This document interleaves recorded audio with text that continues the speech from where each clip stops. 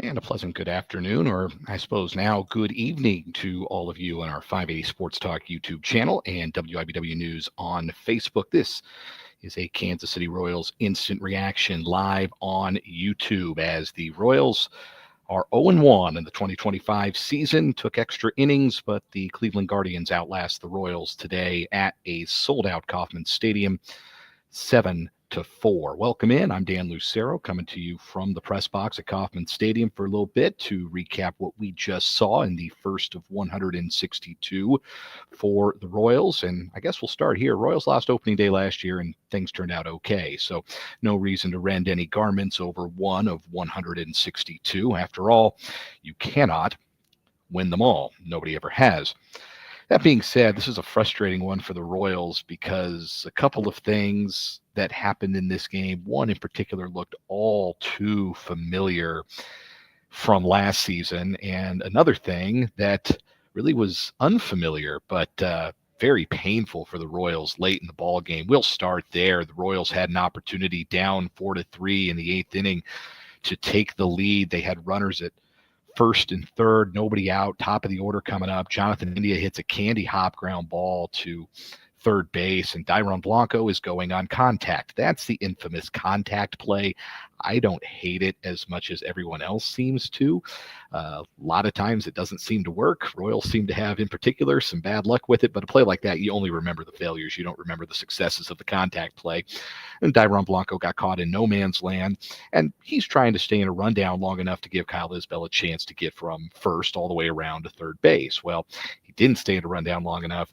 Kyle Isbell tried to get to third base anyway, and then he got caught in no man's land. Now, to Isbell's credit, he was able to stay in the rundown long enough to get the hitter, India, to second base. So at least you were left with a runner in scoring position after all of that. But instead of, maybe you have one out and runners at second and third, you have two out and a runner at second, and it squelched the threat. It took the air out of the ballpark, and Bobby Witt Jr. struck out after that. That ended the threat, and it kind of felt at that point like it was game over, but the Royals put together a little rally in the ninth inning off of last year's best closer in baseball, Emmanuel Clase. Vinny Pasquantino, who had a nice day today, looked no worse for the wear with that hamstring injury. He doubled to start the inning. Salvador Perez singled. Freddie Fermin pinch running, which is a very funny thing to say. That's how bad Vinny's hamstring must be that they're going to pinch run him with Freddie Fermin. Fermin made it to third on Salvi's single, and then Michael Massey drove him home with a sac fly, and the Royals did the job, got the game to extra innings. But in the extras, Kyle Manzardo had a big swing. Stephen Kwan drove in the fake runner, the Manfred man, with the leadoff double, but it was Manzardo's two-run double capping off a huge game for the DH for Cleveland that was decisive. And I don't mind the decision to try and get the left-on-left matchup against Manzardo. I think that was probably the right thing to do with putting a runner on. You're already losing, so that third run that Carlos Santana ended up being is not your concern, really. It's trying to keep that second run from scoring from third, get the platoon advantage with Sam Long. But this was Kyle Manzardo's day. He had already homered and tripled off of left-handed pitching earlier in the game. He had tripled off of Cole Reagans. He had homered to give the Guardians the lead off of Angel Zerpa, and Angel, I like Angel Zerpa. He's got to maybe mix in a first pitch breaking ball here and there. I think Manzardo was ready for that first pitch heater, even though it was 97 in. If you're ready for it, you're ready for it. Manzardo parked that to give Cleveland a 4-3 lead at that point, and then the double. He ended up a single shy of the cycle. Easiest thing to get, and Manzardo didn't get it today. That would have been something special on opening day for the young left-handed hitter for the Guardians. But didn't hate that, just not very good execution out of the bullpen from Zerpa, coughing up the lead that he was handed when Cole Reagans departed in the sixth, and not great from Sam Long against the left-hander Manzardo there to try and keep it a one-run game and give the Royals a chance. Royals didn't do much offensively in this game. 4 runs on 7 hits. They jumped out to the 3-0 lead. Vinny Pasquantino going big fly in the third. That was great to see. We talked on 580 Sports Talk yesterday about wanting to see Pasquantino consolidate his abilities as a hitter this year. We know he's got pop. We know he's patient, can draw walks. We know he's a good contact hitter, a situational hitter. He's just got to bring all of those things together. And if he can do that, I think he can be one of the best hitters in the American League. I really do. And this was a great start for him. He ends up going 2 for 4 on the day and really hit one of his outs hard, a loud line out in the first inning. So that was great to see. Didn't look like he missed a beat with the hamstring. If he got a DH for a couple more days while he gets over that, Royals won't complain about having him in the lineup. That was really good to see. He homered following a Kyle Isbell double and a Bobby Witt Jr. infield single. After that, the Royals didn't have another base runner until the 8th inning.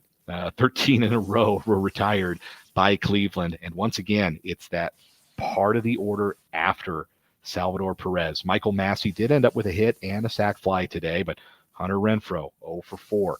The Melendez spot. Melendez was 0 for 2. Michael Garcia pinch hit for him.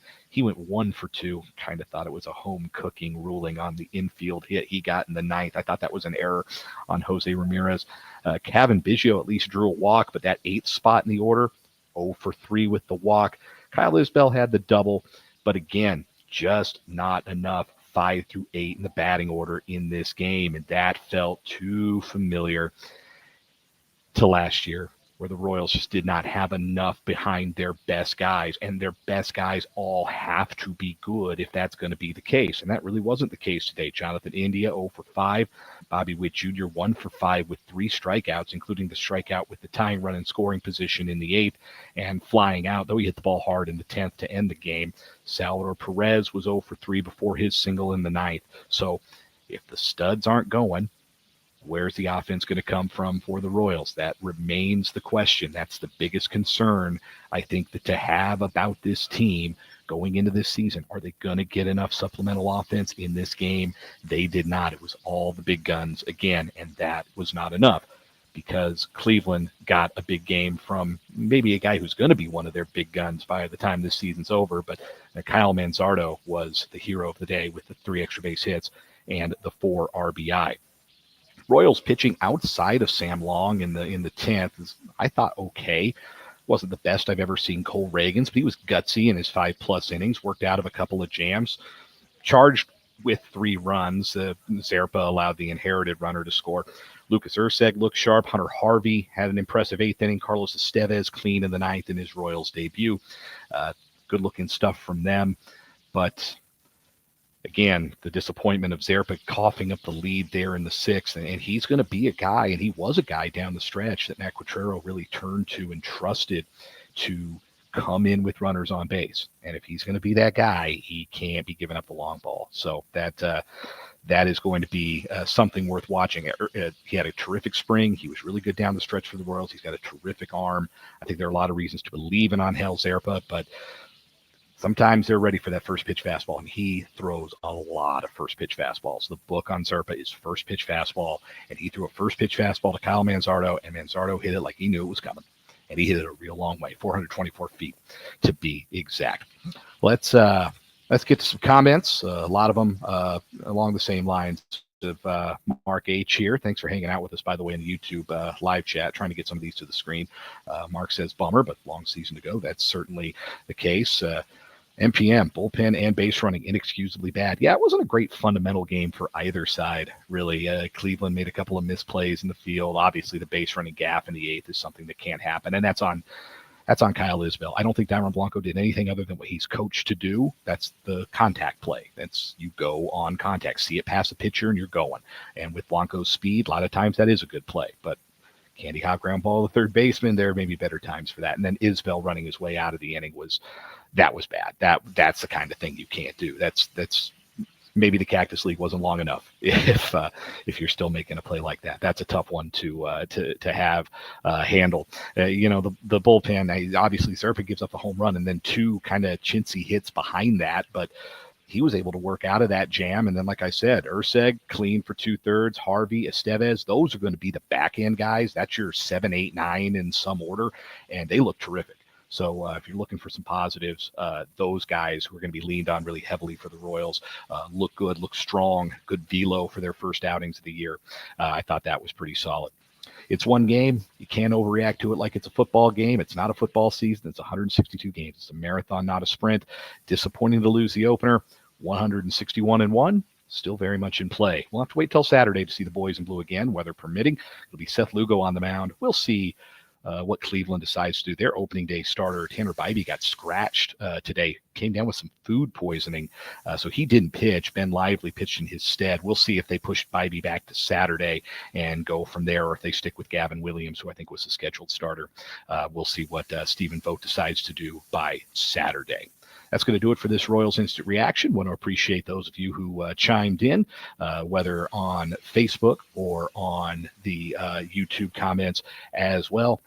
Again, long season. Jim got it exactly right in the Facebook comments. It's a long haul. It's one game. It's a tough one to lose at home. 39,393 saw it. There's lots to like, particularly Vinny's power and those back-end bullpen guys showing well and keeping the game close late. But a loss is a loss. And this is one of what will be a lot of them because everybody loses a lot of games. That's how baseball works. Even the best teams lose 60 times. So that'll do it for me. I'm going to get on home.